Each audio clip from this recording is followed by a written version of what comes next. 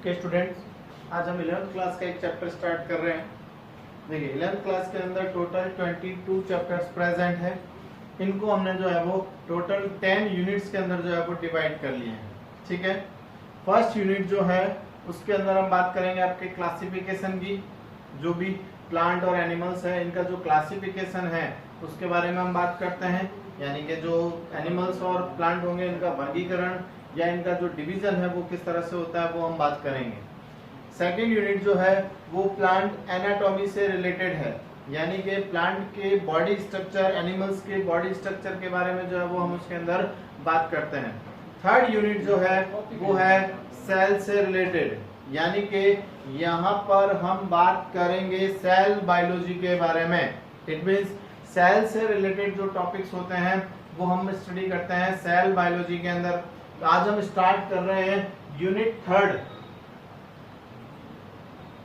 जो third unit है unit of life, यानी कि सेल जो है उसके बारे में हम बात करेंगे। इस थर्ड यूनिट के अंदर टोटल 3 चैप्टर्स प्रेजेंट है, chapter number 8, chapter number 9 and chapter number 10।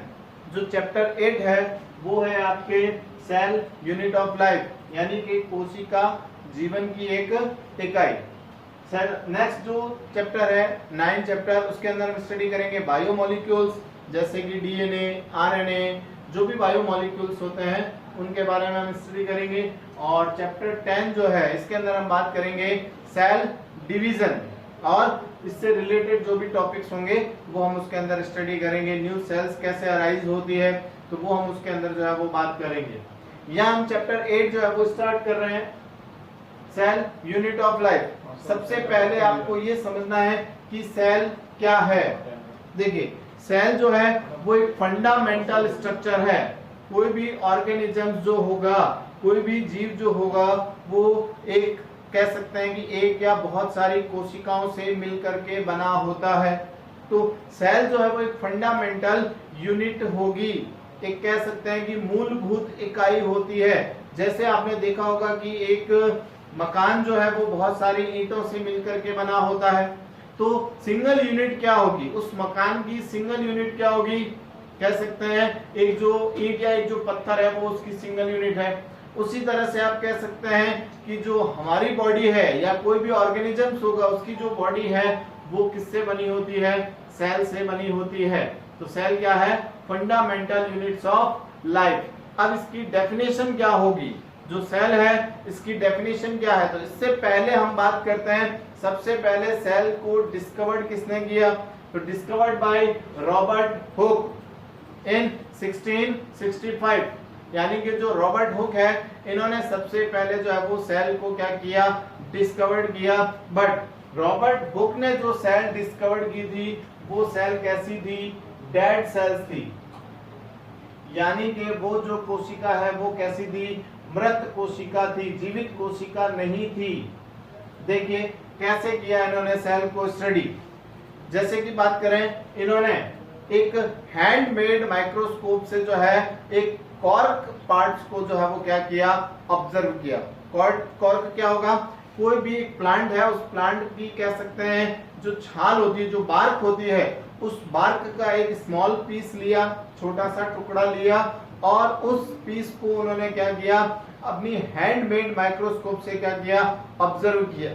जब उसको ऑब्जर्व किया तो उन्होंने क्या देखा कि उस बार्क पीस के अंदर जो है, छाल के टुकड़े के अंदर उन्हें कह सकते हैं कि स्मॉल चैम्बर्स जो है वो शो हुए, यानी कि उन्हें जो है वो सेल के अंदर, उस पार्ट के अंदर स्मॉल चैम्बर, छोटे छोटे जो है वो प्रकोष्ठ दिखाई दिए। इन चैम्बर्स को क्या नाम दिया उन्होंने, सेल। देखने में ये जो चैम्बर्स थे या जो ये बार्क थी वो एक हनी कॉम्ब की तरह, यानी कि मधुमक्खी के छत्ते की तरह दिखाई देती थी। जिस प्रकार मधुमक्खी के छत्ते के अंदर वैक्स से कॉम्ब बना होता है, उसी तरह की स्ट्रक्चर जो है वो उन्हें उस माइक्रोस्कोप के अंदर क्या दी, दिखाई दी। अब ये जो कह सकते हैं एक सिंगल चैम्बर है, इस सिंगल चैम्बर को उन्होंने क्या नाम दिया, सेल। सबसे पहले सेल का मतलब क्या होता है, जैसे आप कह सकते हैं कि 4 दीवारों से घिरी हुई जो आप कह सकते हैं कि जो भी स्ट्रक्चर है वो क्या होगी, सेल होती है। मोस्टली जो सेल वर्ड है वो हम एक रूम के लिए काम में ले सकते हैं या एक चैम्बर के लिए जो है वो काम में ले सकते हैं। जैसे कि एक अलग सेल बना हुआ है यानी कि उसका एक अलग चैम्बर बना हुआ है, तो इसके अंदर भी जो है वो उन्हें बहुत सारे चैम्बर्स दिखाई दिए और उस चैम्बर को उन्होंने क्या नाम दिया, सेल नाम दिया। तो इस सेल से जो है वो वर्ड बन गया आपके सेल यानी कि कोशिका, इसे एक कोशिका नाम दिया। अब ये जो सिंगल चैम्बर है, अब इसके अंदर कौन कौन से पार्ट्स प्रेजेंट होते हैं वो हम आगे देखते हैं। तो रॉबर्ट हुक ने 1665 के अंदर जो है सबसे पहले बार्क सेल्स को या कह सकते हैं कि जो कॉर्क सेल्स होती है उसको डिस्कवर्ड किया, बट ये जो सेल्स थी वो कैसे थी, डेड सेल्स थी। तो सबसे पहले लिविंग सेल्स को जो है वो किसने देखा, तो सबसे बड़ा सवाल ये आता है कि फर्स्ट टाइम लिव सेल्स को यानी कि जीवित कोशिका को सबसे पहले किसने देखा, तो वो नाम है आपके A.W. ल्यूवेनहॉक यानी कि एंटोनी वॉन ल्यूवेनहॉक। ये जो साइंटिस्ट है इन्होंने सबसे पहले लिविंग सेल्स को जो है वो डिस्कवर्ड किया यानी कि जीवित कोशिका को जो है वो स्टडी किया। अब जो इन्होंने जीवित कोशिका देखी वो कौन सी थी, वो एक बैक्टीरिया थी। बैक्टीरिया हो सकता है जो कि कह सकते हैं कि उन्होंने मड से यानी कि कीचड़ से जो है वो देखा। एक कीचड़ के अंदर बहुत सारे जो है वो उन्होंने कह सकते हैं कि बैक्टीरिया को देखा और उन्हें स्टडी किया, तो पता चला कि वो एक सिंगल सेल है यानी कि जो बैक्टीरिया होते हैं वो एक सिंगल सेल की तरह जो है वो बिहेव करते हैं। और इन्होंने कह सकते हैं कि चिक सेल्स यानी कि जो चिक होते हैं ये गाल की जो कोशिकाएं होती है इनको जो है वो ऑब्जर्व किया। स्पर्म सेल्स को जो है वो इन्होंने डिस्कवर्ड किया। तो इन्होंने सबसे पहले जो है वो क्या किया, लिविंग सेल्स यानी कि जीवित कोशिका का जो है वो अध्ययन किया। नाम क्या है, एंटोनी वॉन ल्यूवेनहॉक। क्लियर हो गई आपको बात। अब ये तो हो गई आपके इससे रिलेटेड बात यानी कि जो इसकी इंट्रोडक्शन है सेल के बारे में। अब आप इसकी डेफिनेशन देख सकते हैं। आप इस डायग्राम को देखिए, इस डायग्राम के अंदर आपको सिंगल यूनिट क्या दिखाई देगी, एक चैम्बर जो है वो एक सिंगल यूनिट है। अब बहुत सारे चैम्बर्स मिलकर के क्या बना रहे हैं, इस स्ट्रक्चर को यानी कि इस बार्क को बना रहे हैं। तो इसकी सिंगल यूनिट क्या हो गई, सेल। तो इसी तरह से सेल जो है वो हमारी बॉडी की या जो भी लिविंग ऑर्गेनिजम्स है उसकी जो है वो क्या बनाती है, एक फंडामेंटल यूनिट बनाती है। तो अब आप इसकी डेफिनेशन बना सकते हैं, cell is a structural and functional unit of life. यानी कि जो कोशिका है वह जीवन की या जीव की, इसकी जगह आप ऑर्गेनिजम्स वर्ड यूज कर सकते हैं, जीव वर्ड यूज कर सकते हैं या इसको लाइफ भी बोल सकते हैं, जीवन भी कह सकते हैं। तो fundamental structural and functional unit of life. अब देखिए इन दोनों वर्ड्स के क्या मीनिंग हुए। स्ट्रक्चरल यूनिट यानी कि संरचनात्मक इकाई। स्ट्रक्चरल वर्ड का मतलब है जैसे कि आप ये बार्क सेल देख रहे हैं, ये बार्क स्ट्रक्चर देख रहे हैं। अब इस बार्क की स्ट्रक्चर फॉर्म किससे हुई है, सेल से हुई है। इसी तरह से हमारी बॉडी भी किससे बनी है, सेल से बनी है। तो हमारी बॉडी का स्ट्रक्चर जो है वो क्या हो गई, सेल हो गई। तो ये स्ट्रक्चरल यूनिट हो गई।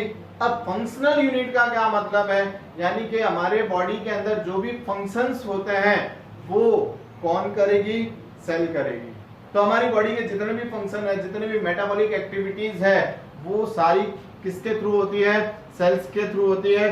तो हम इसको कह सकते हैं structural and functional unit of life. कोई भी ऑर्गेनिज्म से, प्लांट हो सकता है, एनिमल हो सकता है या माइक्रो ऑर्गेनिजम्स हो सकते हैं, तो वो सारे क्या हो सकते हैं, आपके स्ट्रक्चरल एंड फंडामेंटल्स यूनिट से मिलकर के बने होते हैं। तो कोशिका जो है वो क्या होती है, जीवन की संरचनात्मक और क्रियात्मक, फंक्शनल का मतलब होगा क्रियात्मक इकाई जो है वो बनाते हैं। क्लियर हो गई बात आपको।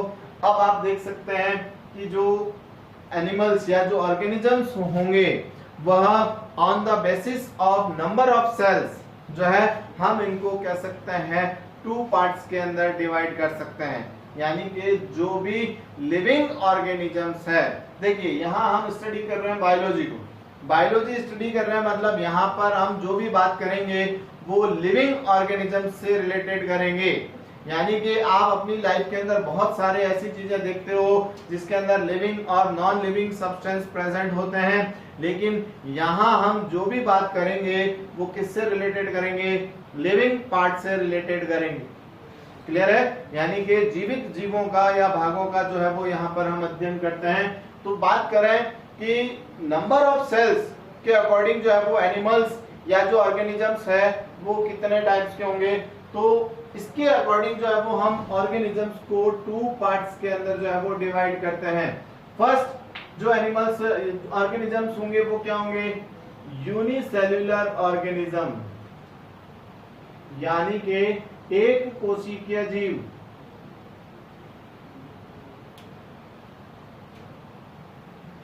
देखिए ऐसे बहुत सारे आपको ऑर्गेनिजम्स दिखेंगे जो सिंगल सेल से बने होंगे, यानी कि उनके अंदर जो है वो केवल एक ही कोशिका जो है वो क्या करती है, स्ट्रक्चरल एंड फंक्शनल यूनिट बनाती है।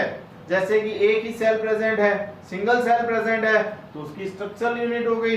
अब उस सेल के अंदर सारे फंक्शंस जो है वो कंप्लीट होंगे, इट मींस जो मेटाबॉलिक एक्टिविटीज है वो भी उसी सेल के अंदर कंप्लीट होगी। तो ये उसकी क्या होगी, सिंगल यूनिट होगी, सिंगल सेल से मिलकर के बने होते हैं। तो ऐसे ऑर्गेनिज्म जो है वो यूनिसेल्युलर कहलाएंगे, लाइक एज बैक्टीरिया, अमीबा, या कह सकते हैं वायरस को हम इसके अंदर नहीं रखेंगे, बात करेंगे अभी वायरस के बारे में हम अलग से। तो इससे बहुत सारे आपको जैसे कि फंजाई मिल जाएगी, या कह सकते हैं कि मोनेरा किंगडम्स के जो एनिमल्स हैं, प्रोटिस्टा किंगडम्स के जो एनिमल्स होंगे वो सब कैसे हैं, यूनिसेल्युलर ऑर्गेनिजम्स होते हैं। सेकंड होंगे आपके मल्टी सेल्युलर,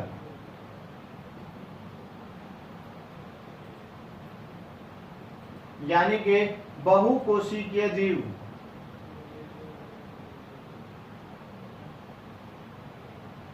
देखिए जिन ऑर्गेनिजम्स के अंदर मोर देन 1 सेल्स प्रेजेंट होगी, एक से ज्यादा कोशिकाएं उपस्थित होती है, उन्हें हम मोस्टली बहुकोशिकीय जीवों के अंदर, मल्टी सेल्युलर ऑर्गेनिजम्स के अंदर जो है वो उनको रखते हैं। जैसे कि हम सब लोग जो है वो मल्टी सेल्युलर ऑर्गेनिजम्स है, या जो प्लांट्स प्रेजेंट है, या जो भी एनिमल्स हम अब देख रहे हैं अपने चारों ओर, ये सब क्या है, मल्टी सेल्युलर ऑर्गेनिजम्स होंगे। मतलब हमारी बॉडी के अंदर कह सकते हैं मोर देन 1 टाइप सेल जो है वो प्रेजेंट होती है, एक से ज्यादा प्रकार की कोशिकाएं जो है वो हमारे बॉडी के अंदर या ऑर्गेनिजम्स के अंदर जो है वो प्रेजेंट होती है।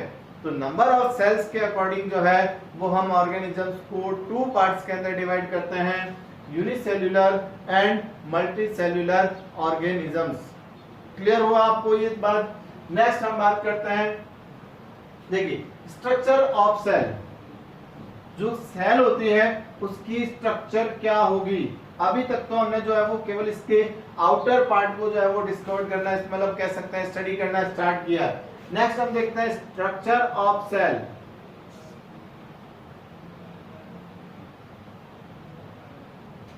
यानी कि कोशिका की संरचना।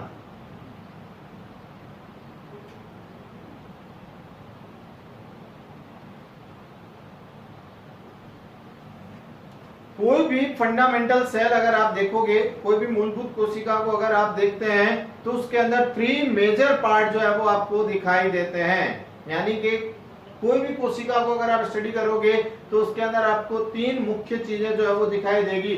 फर्स्ट आपको क्या दिखाई देगी, प्लाज्मा मेम्ब्रेन,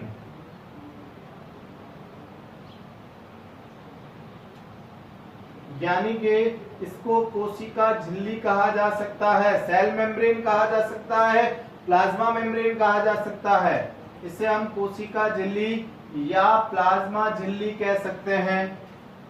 क्लियर है आपको बात? तो फर्स्ट आपको सबसे पहली बात दिखाई दे रही है वो आपको दिखाई देगी प्लाज्मा मेम्ब्रेन।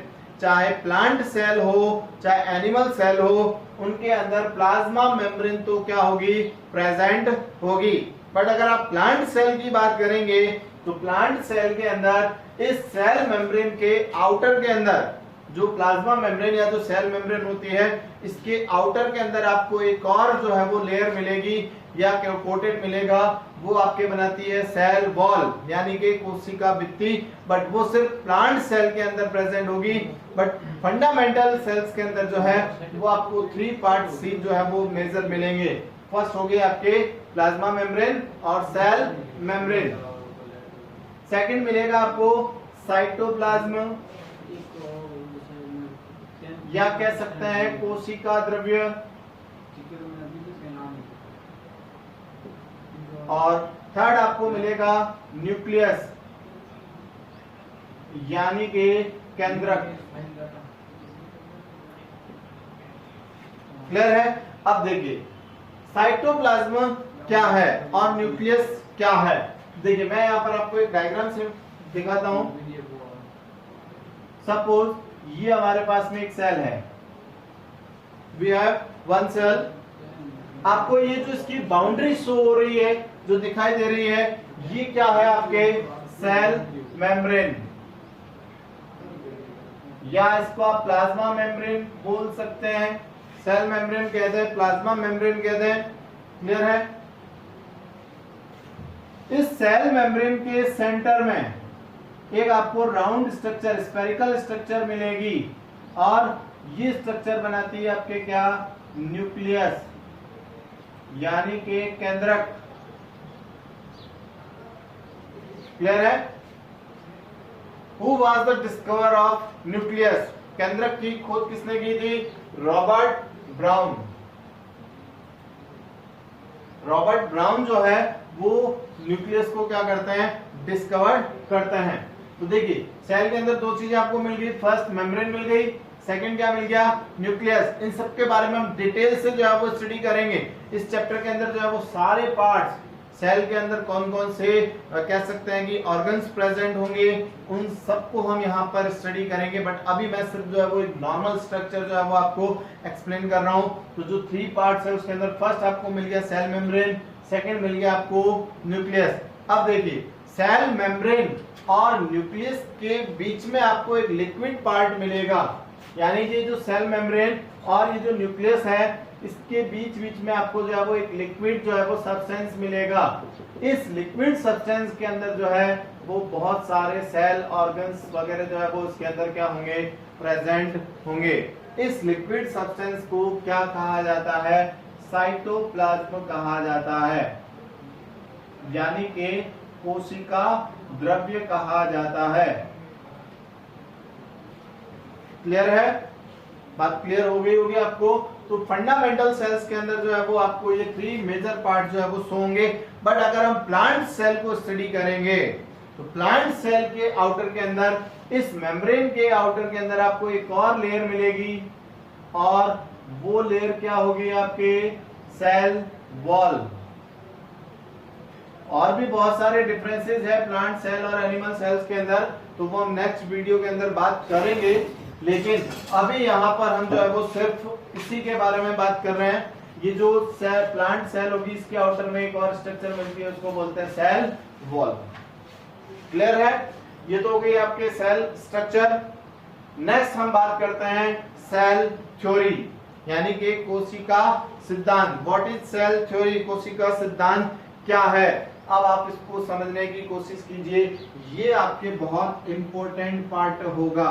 अगर आपको सेल थ्योरी समझ में आ गई तो आपको सेल से रिलेटेड जो है वो काफी सारी चीजें जो है वो क्लियर हो जाएगी। क्लियर है? सबसे पहले तो हम बात करते हैं कि who was the given of cell theory, यानी कि कोशिका सिद्धांत को किसने दिया या इसको किसने प्रेस्क्राइब किया। तो मोस्टली जो है वो 2 साइंटिस्ट है जिनको हम स्टडी करते हैं सेल थ्योरी से रिलेटेड। बट यहाँ पर हम एक और साइंटिस्ट का नाम लेंगे, अभी बताऊंगा मैं आपको, जिन्होंने जो है वो सेल थ्योरी के अंदर एक पॉइंट और ऐड कर दिया।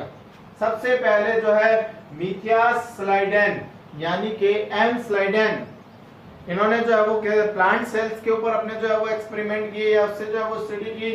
1838 के अंदर जो है वो इन्होंने प्लांट सेल्स पर जो है वो अपने ऑब्जर्वेशन के बेस पर जो है वो कह सकते हैं कि सेल थ्योरी प्रेस्क्राइब की। और एक और है थियोडोर स्वान, 1839। इन्होंने एनिमल और प्लांट सेल दोनों के ऊपर जो है वो अपना स्टडी किया और उसके बाद में जो है वो सेल थ्योरी से रिलेटेड जो की पॉइंट्स थे जो है वो उन्होंने प्रेस्क्राइब किए। मिथियास लाइडेन और टी स्वान 1838 और 1839 इन्होंने जो है वो सेल थ्योरी को क्या किया, प्रेस्क्राइब किया। इसके बाद में एक और साइंटिस्ट आ जाता है रुडोल्फ विर्चो, जिन्होंने जो है वो सेल थ्योरी के अंदर अपनी एक और बात को क्या कर दिया, ऐड कर दिया। तो वो कौन कौन सी बातें हैं जो अब हम बात करते हैं सेल थ्योरी के अंदर, जो है वो मेजर 3 पॉइंट्स जो है वो डिस्कस करते हैं। फर्स्ट पॉइंट होगा आपके all living organisms are composed of 1 or more cell. Clear हो गई आपको बात। सेल थ्योरी से रिलेटेड सबसे पहला पॉइंट क्या है, all organisms are composed of 1 or more sales, यानी कि जितने भी प्राणी हैं, ऑर्गेनिजम्स जो है वह एक या एक से ज्यादा कोशिकाओं से मिलकर के बने होते हैं। जैसे कि हम हैं तो हमारे अंदर बहुत सारी सेल्स प्रेजेंट है, तो मल्टी सेल्यूलर ऑर्गेनिजम्स हो गए जो मैंने यहाँ पर अभी आपको बताया, और कोई एनिमल्स वैसे होंगे जो आपको सिंगल सेल्स के अंदर जो है वो दिखाई देंगे। तो composed of 1 or more sales. Second होगा आपके point the cell is the basic unit of structure and organization in organisms. वही बात जो उसकी डेफिनेशन के अंदर आ गई। जो सेल है वह किसी भी ऑर्गेनिजम्स की, किसी भी प्राणी की संरचनात्मक और संगठनात्मक जो है वो क्या होती है, इकाई होती है। Structural and organization of organisms, हम इसकी जगह पर जो है वो फंक्शनल यूनिट भी ले सकते हैं। क्लियर है। ये आपके सेकंड पॉइंट हो गया the cell is the basic unit of structure and organization of organisms, यानी कि जो कोशिका है वह किसी भी प्राणी की या किसी भी जीव की जो है वह संरचनात्मक और संगठनात्मक जो है वो मूलभूत इकाई होती है। ये जो दोनों बातें थी, ये तो बात किसने बताई थी, मिथियास लाइडेन और टी स्वान ने। ठीक है। नेक्स्ट जो एक साइंटिस्ट आता है रुडोल्फ विर्चो, जिन्होंने जो है वो अपनी एक बात सेल थ्योरी के अंदर और ऐड करी, वो क्या है, new sales arise from pre existing cells, यानी कि जो भी नई कोशिका है उसकी अराइजिंग यानी कि उसकी उत्पत्ति जो है वह किससे होती है, पहले से उपस्थित कोशिका से होती है। यानी कि किसी भी सेल्स को अगर बनना है तो उसके लिए पहले कोई सेल्स प्रेजेंट होना जरूरी है। जैसे कि बहुत सारे ऑर्गेनिजम्स जन्म लेते हैं, किससे जन्म लेंगे, पहले कोई ना कोई एनिमल्स या ऑर्गेनिजम्स प्रेजेंट होगा, उसी से जो है वो उनका क्या होता है, फॉर्मेशन होता है, अराइजेशन होता है। क्लियर हो गई बात। तो जो भी एनिमल्स या जो भी सेल्स होगी वह अराइज होती है किससे, प्री एग्जिस्टिंग सेल्स, यानी कि पहले से। इसके लिए हम पूर्ववर्ती वर्ड जो है वो काम में ले सकते हैं। नई कोशिका का निर्माण जो है वो पूर्ववर्ती कोशिका से होता है, यानी कि पहले से उपस्थित कोशिका जो है वही कोशिका का निर्माण कर सकती है। क्लियर हो गई बात। इस वीडियो के अंदर जो है वो हमने सेल से रिलेटेड जो इंट्रोडक्शन है वो हमने इसके अंदर बात की है। नेक्स्ट वीडियो के अंदर जो है वो हम इसकी डिटेल स्ट्रक्चर के बारे में जो है वो स्टडी करेंगे। तब तक जो है वो आप अपनी बुक से जो है वो इसको स्टडी करें। कोई भी डाउट्स है तो उसको जो है वो आप ग्रुप के अंदर शेयर कर सकते हैं। Thank you.